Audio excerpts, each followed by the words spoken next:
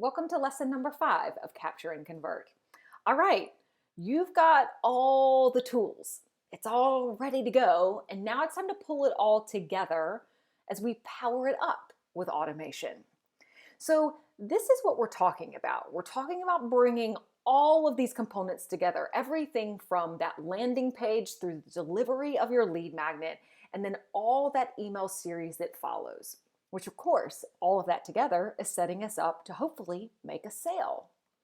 Now, automation, I can't say enough about it, and I just want to underscore a few reasons why I hope it's your new best friend too, if you're not using it already. The first thing is automation emails tend to get higher open rates. In fact, 70.5% higher open rates. It's 152% higher click-through rates as well. 47% larger purchases happen when leads are nurtured through email. We generate 18 times more revenue with targeted emails versus broadcast emails. And as we've talked about before, these things are working 24/7, 365, even when you're sleeping. So there's a real reason to use automation. So let's bring it all together in just a real example of how all this works, practically speaking. So let's just say Jane is on your landing page and she chooses to opt in. So she's entered her information on that landing page. And what happens then is she is added to an email list.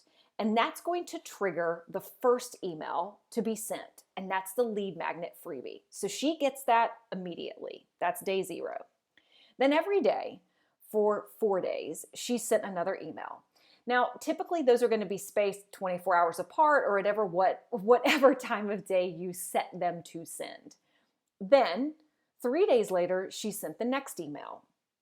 3 days after that, she gets the last email in the series. And at that point, you can take her as a contact and add her to your main list or put her into another marketing funnel to further nurture that lead. So step number 1 in all of this is now it's time.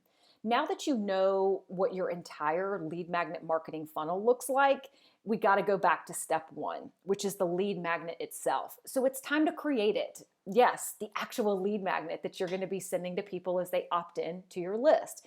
Now, a couple of tools I'll recommend here. If you're doing anything with a digital download, we love Canva. In fact, this presentation was created on Canva. But there is another site where you can purchase templates, which is called Creative Market, and we'll have that in the resource guide so you can click through there. I love many of the sellers there, and they create beautiful templates that you can use and just plug and play. So I highly recommend that, and many of the templates are very inexpensive. Now, Pinterest is a great option also for getting that like creative inspiration flowing. If you can't quite figure out what you want it to look like and graphics are not totally your thing, just go look at Pinterest and get some inspo there. Now, step number 2 is you need to build the landing page. And this is key because now that you've got that lead magnet ready, of course, you now have something you potentially are using as a visual. That gets pulled in and we bring in all that copy that you've already drafted up. Once that landing page is built, you need to connect it over to your email marketing software. Now, to be clear, if you use your email marketing software to build the landing page, meaning like in MailChimp, if you use their landing page feature, it's all there. You're not going to need to do this. But if you use something like Lead Pages or say your website like Squarespace, you're going to need to build the connection between those two things to make sure that when someone enters their info into that opt-in box, it's going directly to your mail server where it will serve out those emails. Make sense? So typically, if you're building inside of your email marketing software, it's pretty seamless. But these other options are really quite simple too, and they will all guide you exactly how to do it. Now, step number 3 is you're going to create each email. And that includes everything from the headline to the email body copy and to the call to action. And of course, one of the key pieces here is you want to add the hyperlink of the promised content. So if it's, click here to download this PDF, or click here to get the checklist, or grab your free video here, we need to make sure that that link is in there and that that content is being served wherever it needs to be so that they can get it. Now, here's when you want to use formatting to strategically bold or bullet point the most important content. And I will say, a pro tip, keep your images to a minimum, especially in this part of the funnel. We don't want to cause distraction from the call to action. And images, especially if there are many of them on an email, they do become a distraction. And you'll notice there's been a real tendency towards text-based only emails, and especially in marketing funnels. It's singular focused. It's about getting you to keep going forward and keep progressing, keep clicking on links. They don't want anything to get in that path. So if you're using an image at all, use one and be done. But I actually recommend in many cases, ditch the images, go full text-based, and just drive to the call to action. Now, step number 4 is you got to get it into the sequence, right? So we want to set up the automation, and that's from point A to point B. And there are some terms here that I will say, depending on who your email marketing platform is, are going to vary. So you may hear the automation called a workflow or a sequence. It's all the same stuff. You may also hear the term trigger, and what the trigger is basically when an action occurs, something happens, and you would be telling your workflow or your software to basically say, okay, let me give you an example. A trigger would be when someone opts in, add this person to the contact list, or when they sign up, send them this email. So we use triggers to say, when this happens, do this thing. Now, timelines also show up, which this can also be shown as like number of days, meaning this sends on day 1, this sends on day 2, this sends on day 3. So you may see it also paced out by the day, which would also relate to time to wait. So wait 24 hours after sending this, or wait 1 day after sending this to send the next email.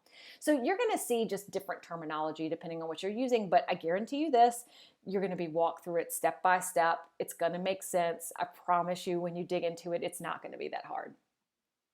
Now, once you set it up, the critical piece of this is you got to go test it. We need to make sure the whole thing works from soup to nuts. So what I'm going to ask you to do is go to your opt-in page and sign up.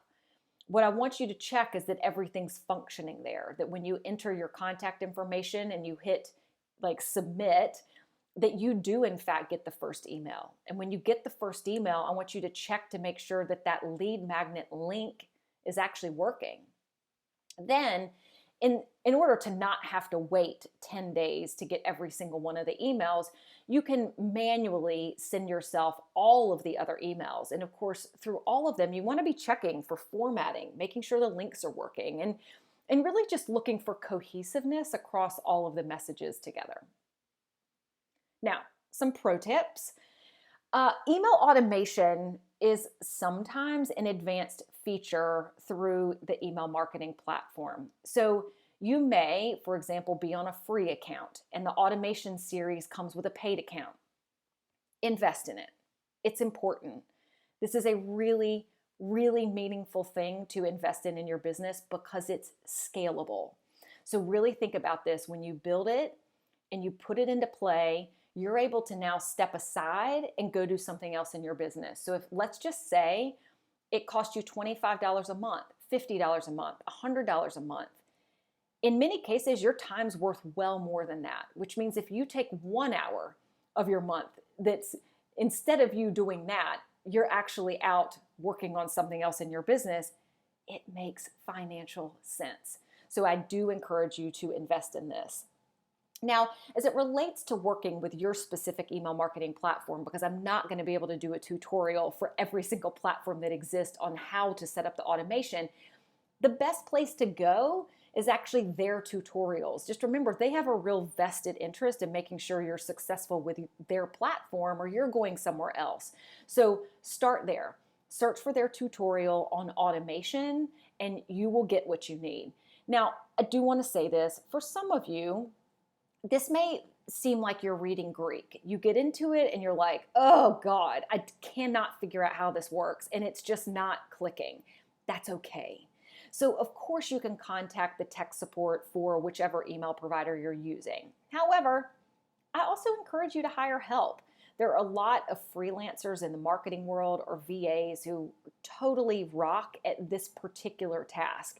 So you could go to Upwork or Fiverr. Those are two places that we really like to use when we're looking for a freelancer with expertise, and just look for this, like email automation series or set up my lead magnet. You're going to find people who can do this and take it off your plate. So that's also a very good investment of your money. So it's time to take action. So first thing, as you know, create your lead magnet. So I think the key here is you need to decide what you're going to need, what the tools are that you're going to need to build the lead magnet. So let's just say if it's intended to be a PDF download, where are you going to build it? What types of stuff is going to need to go into it? Are you going to need images? What type of text? So you're going to have to think about what you'll need to pull in. Then I strongly encourage you just to sketch out the idea. Just like we've done with everything else through this workshop, it's helpful just to break it down in its pieces and parts. So if you're going to create a checklist, cool, like go do some research and start thinking about how it all comes together and sketch out what you think it's going to look like before you get into the graphics tool. And then of course, go build it. So I recommend with this part, just give yourself one time block of 60 minutes and go all in. If you're not done then, book another 60 minutes later. I think it's helpful just to buy yourself a little bit of space instead of sitting down and like trying to create something that may take 3 hours. And most of these aren't going to take that long. So just to be clear, it's not going to take that long for most of you to build it. But if you are finding that it's taking a little bit longer, that's okay. Just give yourself some space and work on it over the course of the next couple of days. Now, part 2 is to build your landing page. And for this one, again, one time block, 60 minutes. And remember, at this point, you've already got your landing page copy ready to go. So you're going to use that. So all you need to do is go to the platform you're using and build it. And then make sure you connect your landing page software to your email account in the instance that you're not hosting it with your email server. Third step, build your email automation series. So I recommend working just one email at a time. Create each individual email using the copy that you've already drafted, because remember, in a prior lesson, you sketched it out. You have a headline, you know what the call to action is, and you know what that body copy kind of looks like. You've got a good sketch. Now's the time to finalize it. Once those are done, you want to connect them all together in this workflow or in this sequence. And that's going to be sent according to the plan, and that is in the workbook, every single step of this. Once it's all done, of course, test it. So you're going to start with the landing page and check every single email as they come through to make sure they look right, the formatting's good, there's no spelling or grammar errors, and that every single one of those links works. Now, this is a key part of this. Once it's all set up, I want you to go get feedback. And I recommend just making a list of 3 to 5 people that you know and trust who will give you honest but also productive feedback, and send them your landing page and ask them to sign up so that they can receive that lead magnet freebie. And what you're going to be asking them for is feedback on 3 pieces: the landing page, the freebie, and that first email. So that's going to give you at least a sense of how the immediate reaction is, because remember, that beginning part is critical. We've got to get eyes on the lead magnet. We need them to be enticed to enter their information. And then we need to make sure when they get the first email, they're opening it. So this is key. It's a really nice way to at least get some of that front end feedback. And then you can remove them from the list unless, of course, they want to stay on it. So that's it. And this is where like some of the heavy lifting really comes in. So I just encourage you, take it step by step. You've got time. You don't have to rush to make this happen tomorrow. Once you get it up and running, you're going to feel amazing. And it's honestly going to come together in such an easy, seamless way that you're going to look back and be like, oh, I get it now. Like I see how all these things work together. And it's going to be so much easier for you to do this again in your business after you get this first one done. So you've got this. Go do it. Make it happen. And then I will see you in the next lesson.